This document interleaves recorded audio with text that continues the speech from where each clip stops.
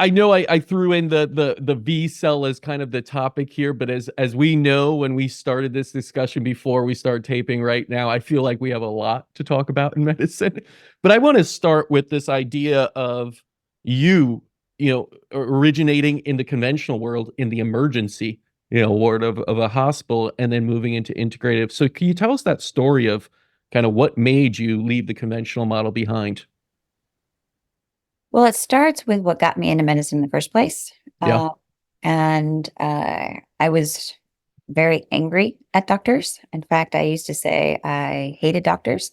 Uh, and so I thought that they misdiagnosed my mom and put things off. And we did some alternative therapies for her illness. And so I figured I want to do preventative stuff. And so the only way that people would listen to me is if I had an MD behind my name. So I got into it with a negative energy, but a very passionate desire to learn. I didn't know other doctors. I grew up in a little small town. I had one doctor as a pediatrician. I didn't even know there's the consortment. There wasn't anyone in my family. I didn't know that the training regimen. And so I got swept up in the whole process. And as I was going through different fields of something to fit into, emergency medicine just fit my personality, which surprised me because I thought I was a little bit more of a control freak. And I realized, and I thought emergency would be all about chaos. Totally not about chaos. The quietest room should be a room that is having a cardiac resuscitation or trauma. It should be the quietest room. Hmm. There's a rhythm and a dance, and everyone has a role, and it's a team. And so that fit very much what I like to do. And after a while, though, and at the time, it was not as regulated. We are here to take whatever comes through the door, and it's a matter of what can we do, how can we do it, and utilizing the resources that we had. That had evolved and changed over the 20 years since first stepping into it, and the 15 years of being out in practice. And I was wondering why I was not so happy, and borderline miserable and depressed. And it it evolved into multiple things, personal reasons of me even saying I hated doctors, and I am one, so I'm sure I was carrying that energetic, like, "Hmm." That's actually quite real.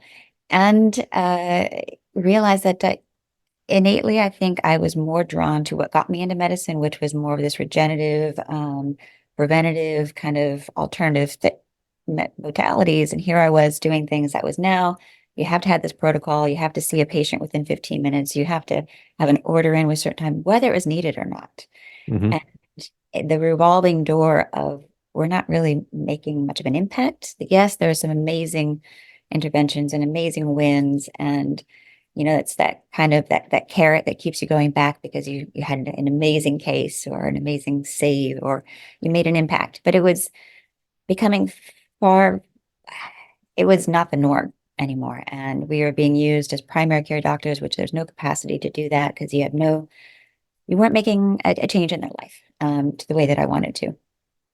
So but I was so wrapped up in that being my complete life. Like I did the job of two docs in a month than a full-time one doc. And basically there's a lack of balance. So another lesson I had a lot of lessons in this. And I did multiple dives. First finding why am I so unhappy? And if I'm not doing an emergency, since I don't have a resume to do anything else, what else can I do?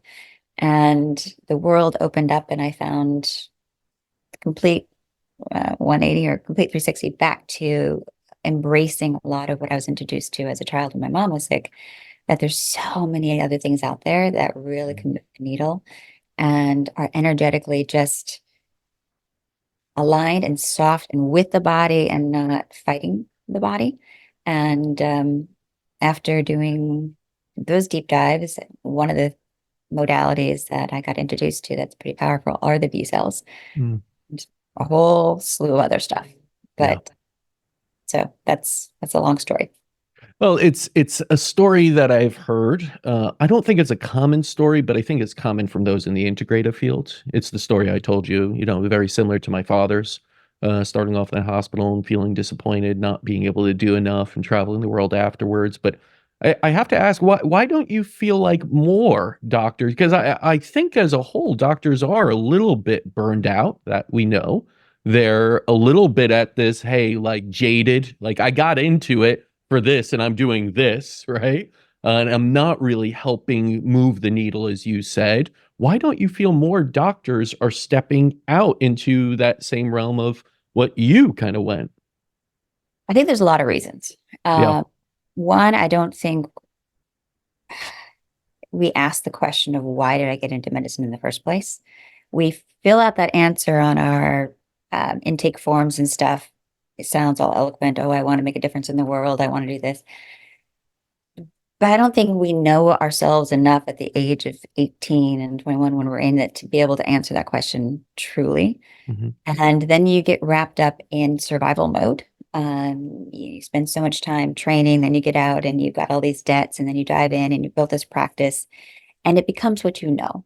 And unless you're exposed to other ways of doing things, you might get burned out, but you don't even know why you're burned out for real. And it's not just the hours, it's not pay. It's because there's no foundation and there's a level of expectation that can't be met by, there's a lot of different reasons of why we even have burnout. And I think the definition of what burnout truly is has been miscued, and we can go on that in a whole nother podcast. So, but even those that have been exposed to maybe ways of doing things differently, there's a lot of fear around change for anybody. But if your identities and your degree and your whole financial stability has been wrapped up in how you've been doing your practice, and then you want to try to do something new, you have to let go of the identity that got you there. Explain to your client, your patients, that things are going to be different. And they're like, okay, but you've been telling me this for 15 years. Now you're telling me something completely different. Were you lying to me there, or what happened there? And why are you doing something now? So you have to have a huge ability to be humble and not have, and let you know, put your ego at the door. And that's hard for anyone, let alone somebody who's been, you know, in survival. And you know, training has kind of softened, almost unfortunately softened too much through the years. And then there's the fear about, in this culture anyways, we have a big target on we being the MDs or DOs, target on our back that can be for litigation. FDA can take away our license, or medical boards can take away our license, just because it's easier than acknowledging that these things may be very beneficial. So there's fear from all avenues. And it's more comfortable to stay in something we know than to step out into the unknown for anything, actually. Yeah.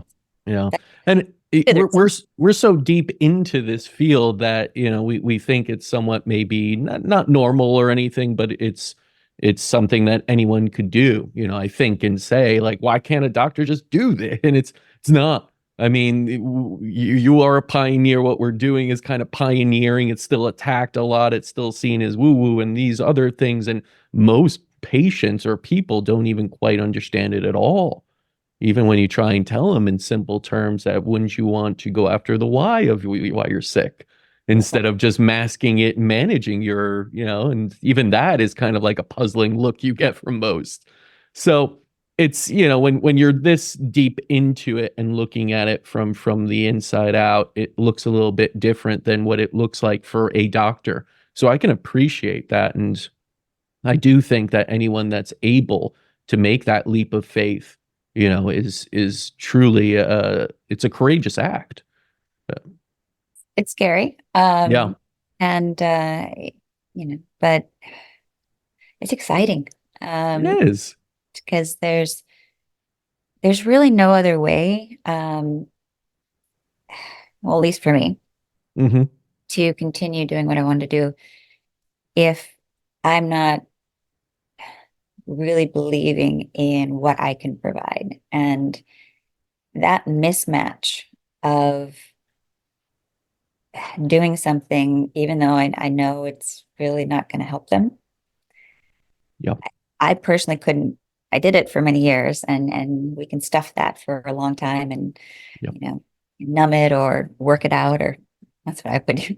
The gym was very helpful, but there's only so long that I personally could be in that dichotomy. And another big piece is the medical model. It's not broken. It's beautifully made for what it was designed for. Mm. And the doctors that go through that training, I didn't even know. I thought I was doing exactly what I was supposed to do because that's what the book says. That's what my attending said. That's how I've been practicing. And why would I not do that? And sometimes it's because you don't see results. If you're in the ER, you don't even necessarily know because unless they come back, you don't know down the road. Yeah. Unless you keep charts open like I did for a while to see what happens. Mhm. But it's unless you have that broader scope, you're doing what you were trained because that was the model and that was the way things are done. And it's perfectly and beautifully made for what it was designed for. But it wasn't designed for healing Mhm. and a whole nother way of root cause. What does that mean? And so it's a dialogue and a way, just a different paradigm of looking at what does one really want from their visit, let's say, to a doctor. Right. Just be on more pills, and do you want a diagnosis, or do you want to find a way of feeling amazing? And so it's just it's a different discussion because it's a different way of defining things. Well, I think it's not an either or. It's not that you have to go towards one approach only. Again, if you're in an accident, you're going to end up at a hospital, right? And you're going to be very appreciative when they put you back together there in that acute state. If you end up with chronic disease, maybe that's a different conversation. And that's where another paradigm comes into play.